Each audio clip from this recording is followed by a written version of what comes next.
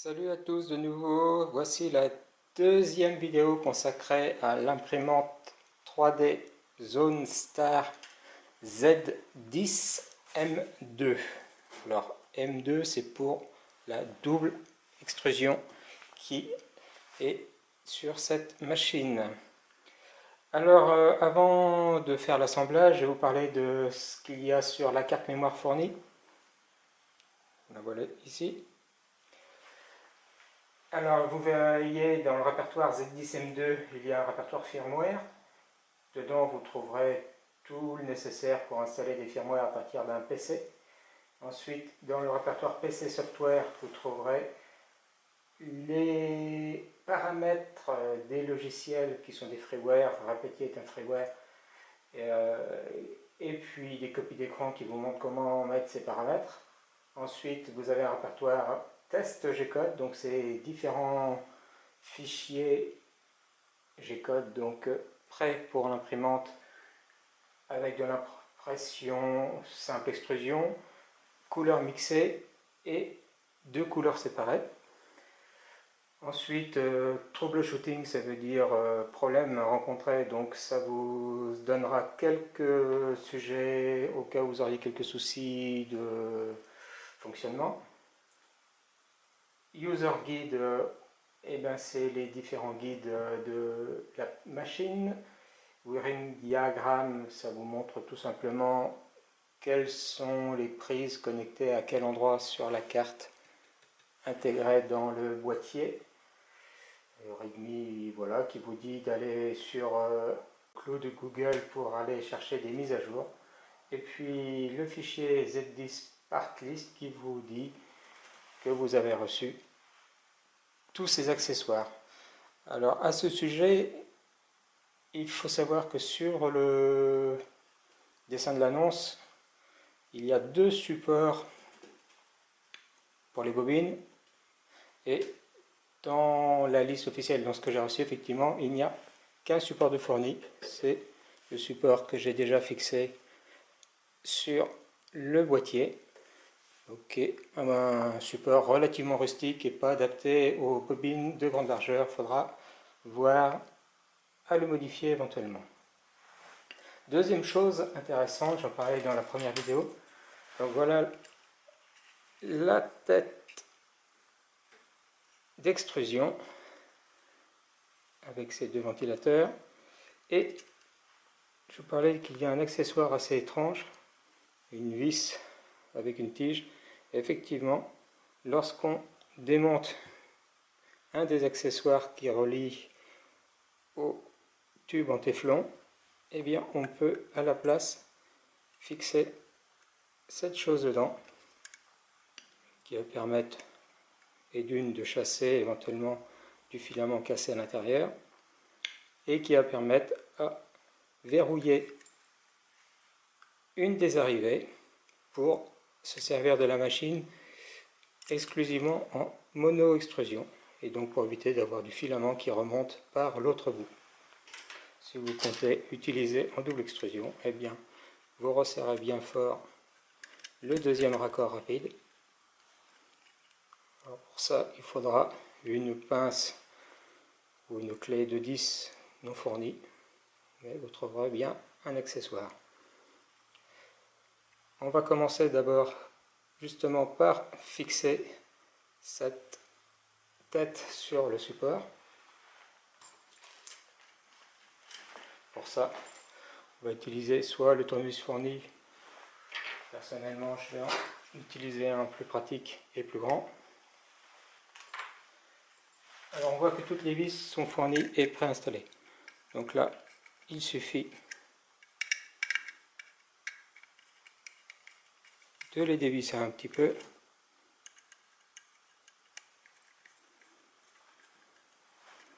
Ici, il faut faire attention de ne pas abîmer les fils qui passent. Et oui, également, si vous allez dans le répertoire de tout à l'heure, User Guide, et que vous ouvrez le fichier qui s'appelle Z10 User Guide, vous verrez que vous avez également des informations assez intéressantes sur les branchements. Pour ce qui est de cette partie, je vais essayer de vous faire voir sans abîmer grand chose. Donc voilà, il y a des logements qui sont prévus ici.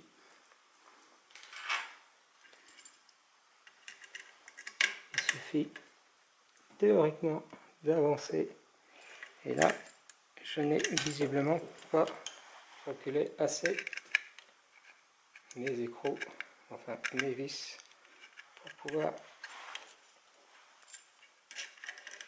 les insérer dans les logements correspondants. Voilà. Et une fois que c'est inséré dans les logements, vous tenez bien fort et vous resserrez les 3 vis. Et c'est fini.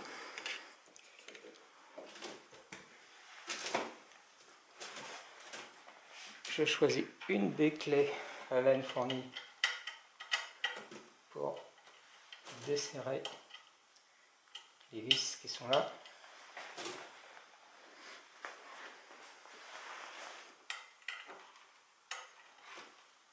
Donc, c'est apparemment la plus grande qui sert. Voilà. Et de ce côté-là, vous voyez qu'il y a des vis également.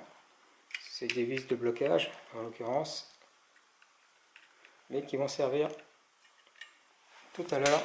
Ça va être les vis qu'on met dessous.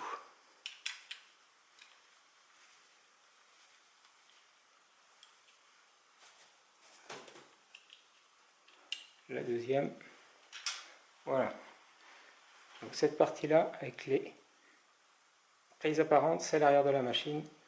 Et pour le plateau, avec zone star inscrite de ce côté-là, c'est l'avant.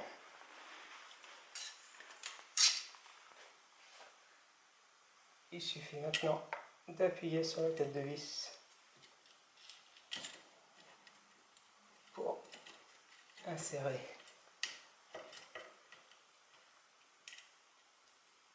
l'écrou. Il suffit, c'est pas si simple. Il faut que l'écrou soit bien en face.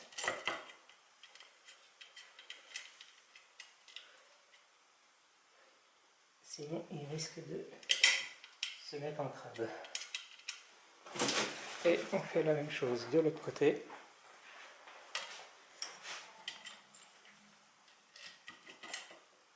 Voilà. Et on resserre.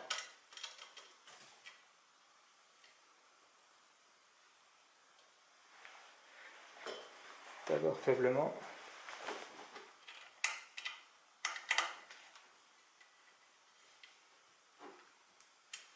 Et maintenant, on peut serrer plus fort. Voilà.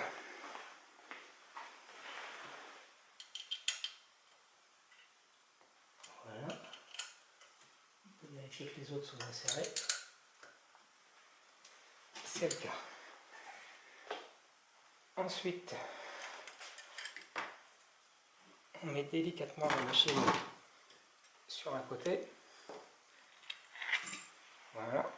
Et on va visser les vis qu'on a démontées tout à l'heure. Effectivement, on voit que c'est réalisable en 5 minutes chrono.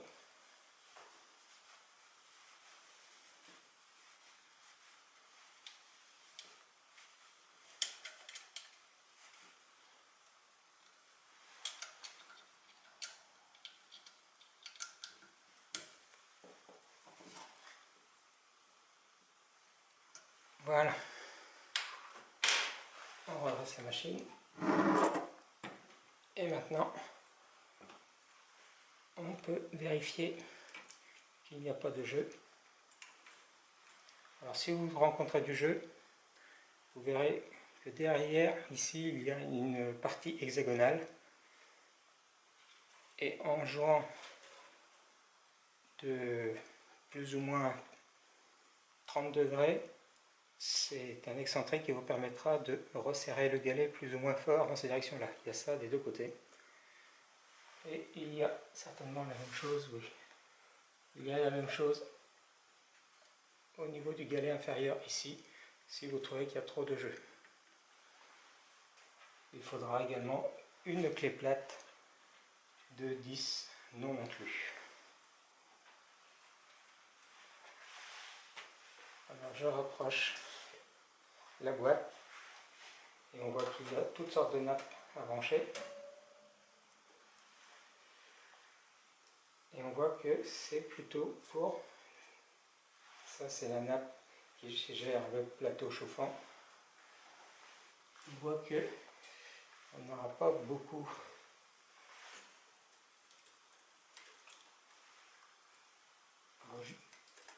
cette nappe, on doit vraiment vérifier qu'elle est très bien enclipsée.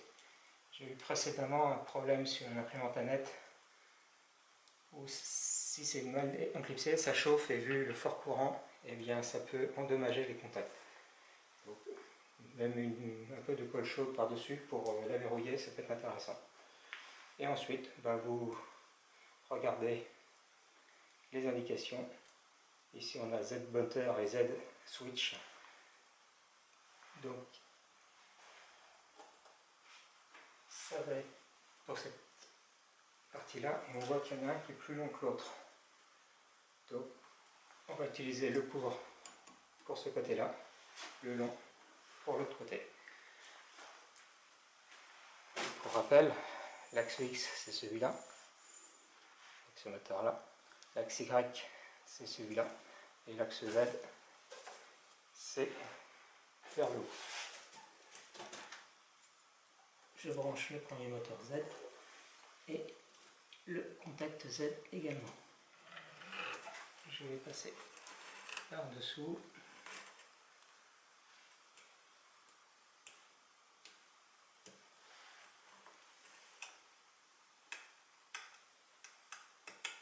Voilà. Dernière opération, brancher les tubes en téflon qui vont guider le filament jusqu'à la tête. Alors, vous pouvez vérifier que c'est bien fixé.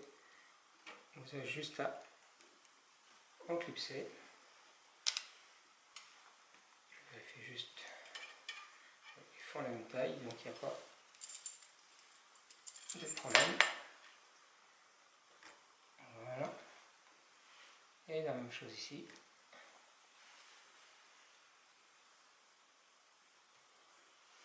Voilà. Dernière chose à brancher.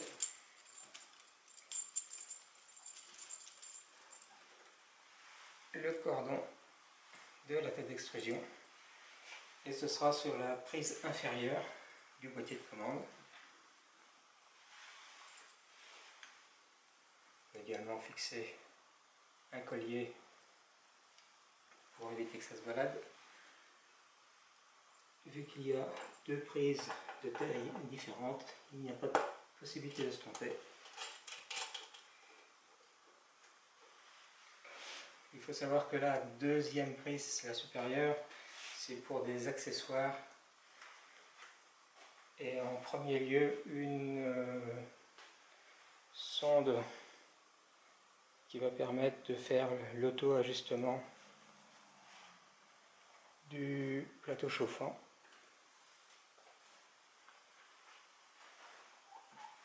Voilà, donc notre machine est maintenant prête à l'emploi. Il va falloir ajouter le ou les bobines de filament et ce sera bon. Il n'y aura plus qu'à démarrer.